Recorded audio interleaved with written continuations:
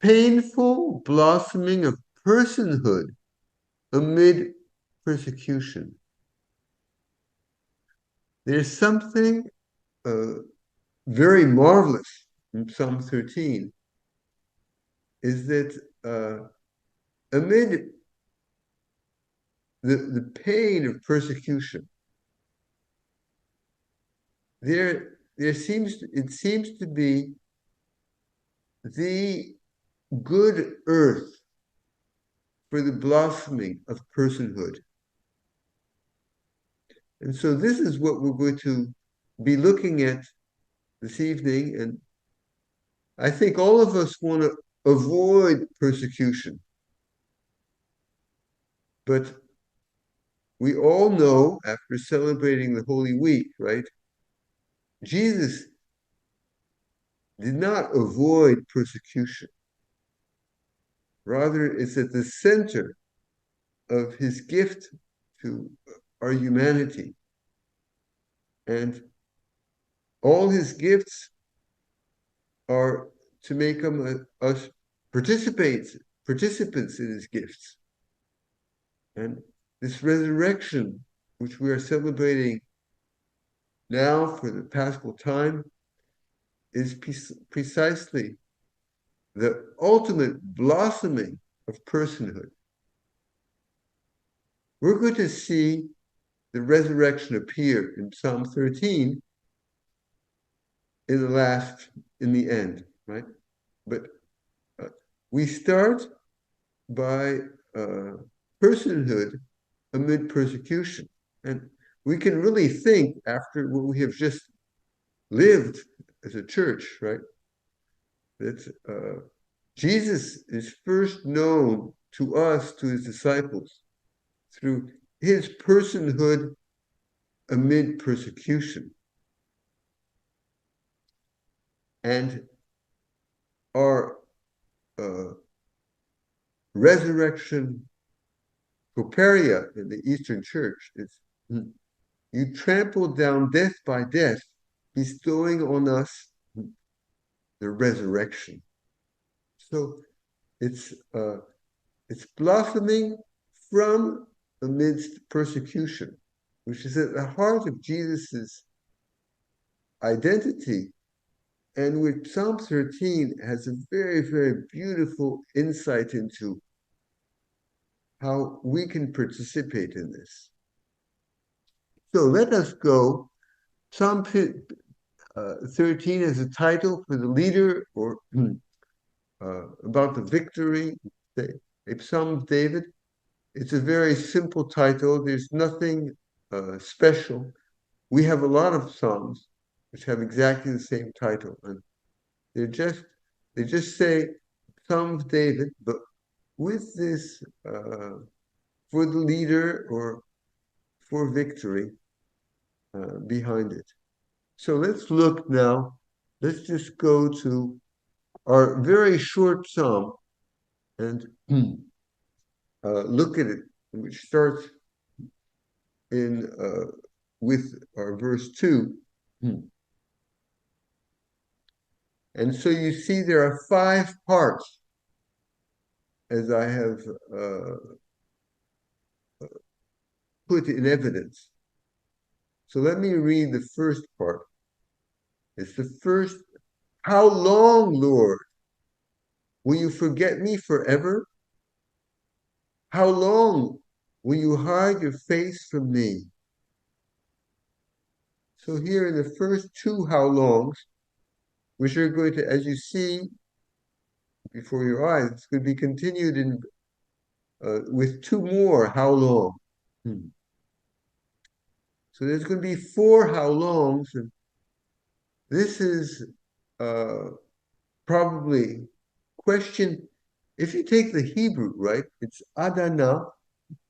It can it can be, this idea is where to are you leading us? Where to are you leading us through persecution? And in other words, with respect to place, but the same question with respect to time would be, How long, Lord? And so here, how long, Lord, will you forget me?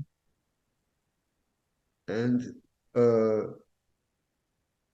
it's the first aspect is the forgetful.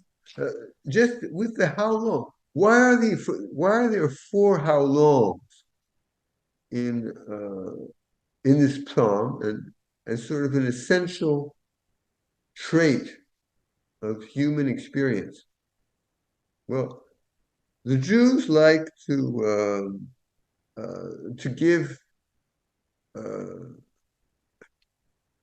wonderful biblical background, and in the first books of the Bible, we have four times how long on the part of God. So once in the book of Exodus, 16:28, how long will you refuse to keep my commandments and laws, says God to us. And then the other three are in the book of Numbers, chapter 14. Three, we have three how longs. How long will this people spurn me? How long will they refuse to believe in me, despite the signs I perform? How long will they grumble against me? So God has four how longs, right? And so when we have, how long are you allowing me to undergo sickness, persecution?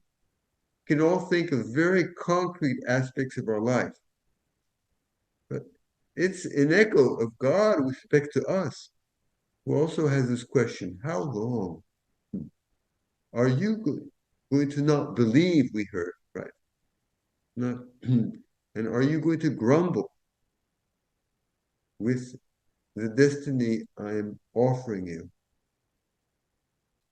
But here in verse 2, we have two very precise aspects of how long uh, it's through two forms of God's presence, which we find how long will be the first form, forgetfulness of me on the part of God. Let's already look at that. Forgetfulness of me.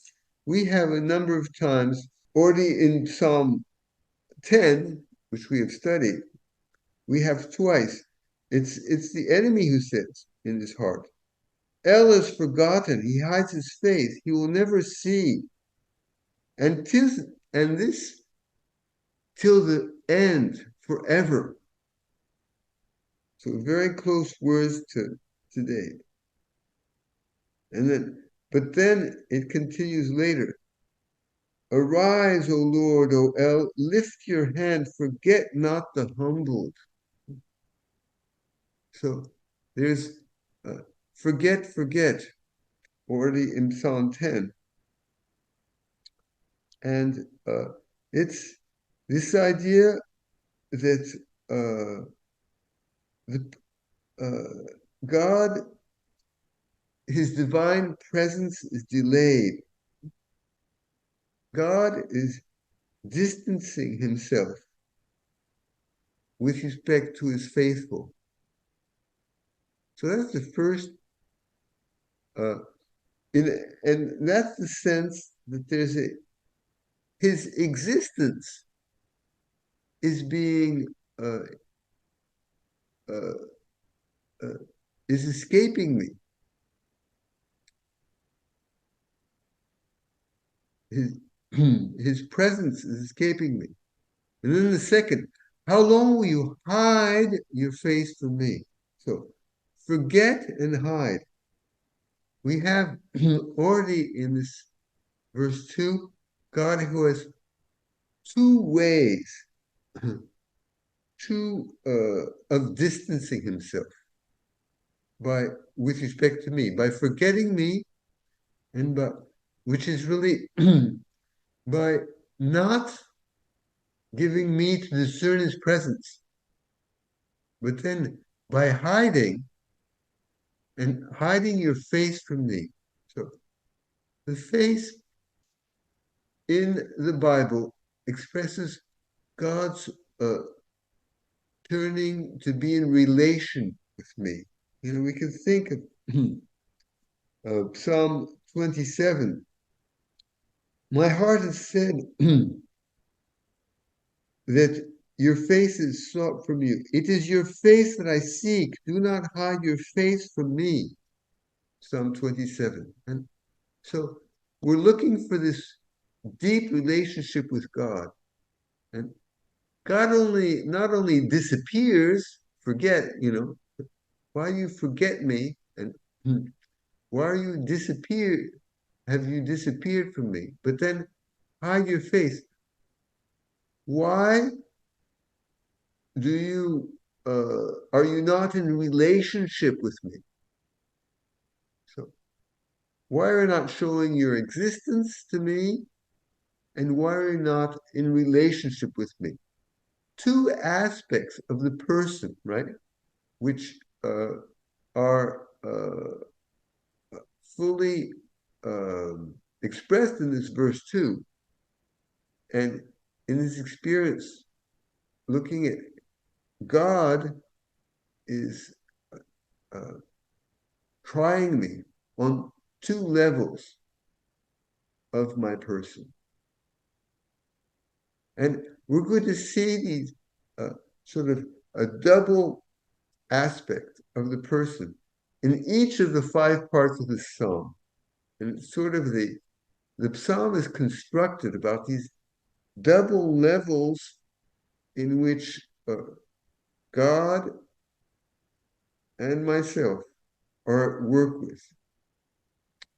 So Psalm 2 is really a very powerful prayer towards God, right? I toward God, you see on the left side, expressing the position of this first part, the first of the five parts of the psalm. But then we have the second part, right? And let me read it. How long must I place deliberations in my soul, have sorrow in my heart during the day? How long will my enemy rise over me? So what we have here is in verse 2, in the first part, I'm totally turned towards God and two aspects by which God is uh, with respect to me. But now I'm looking into myself, into me, first into myself, and there it's touching two aspects of myself, right? We have in verse 3, deliberations in my soul, first aspect. Second aspect, sorrow in my heart. What does this first line mean? How long must I place deliberations in my soul? So if you understand what the Hebrew is about, it's the word uh, deliberation. It comes from the word counsel. And uh, what we have in the Bible is the very solid and unified counsel of God. But I am living something which is not at all unified in how long must I place deliberations? We could say many deliberations in my soul. What am I deliberating about? Well, how am I going to escape my adversaries, my enemy, my persecution? And how I'm going to understand that God forgets me and hides his face from me. Right? And So why and why does God leave me so humiliated? And how long must I place deliberations in my soul where I have no answers to all these questions? And so in my soul, the word soul here is the sense that what is uh, the uh, it's it's what's unique about man. It's his soul with respect to all other animal life, right?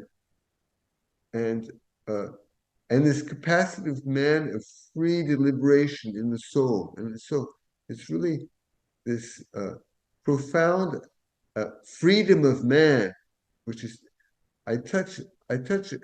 My freedom is uh, shaking because I'm I'm in multiple deliberations rather than God on his part, right? If we take Psalm 33, verse 11, the counsel, the deliberation of the Lord stands forever. And we have in Isaiah chapter 25, the first verse, O Lord, you have done wonderful things, deliberations formed of old, faithful and sure. And it's going to be taken up by St. Paul in the New Testament about the counsels of God, the counsel of God from before the creation of the world, which is being put into, revealed to us. And so God has uh, this, this very deliberations, but which bring out clarity. Whereas, how long must I place deliberations which remain obscure in my soul? The first line. The second line, have sorrow in my heart. So, sorrow in my heart is something much more of my affectivity, right, with respect to, rather than my intelligence, right? I'm distressed because my happiness seems far away.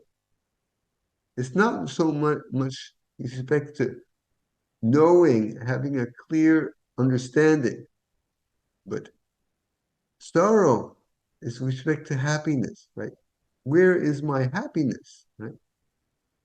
And then there's this little expression which is added at the end of this verse. In Hebrew, it's yomam, the days, right?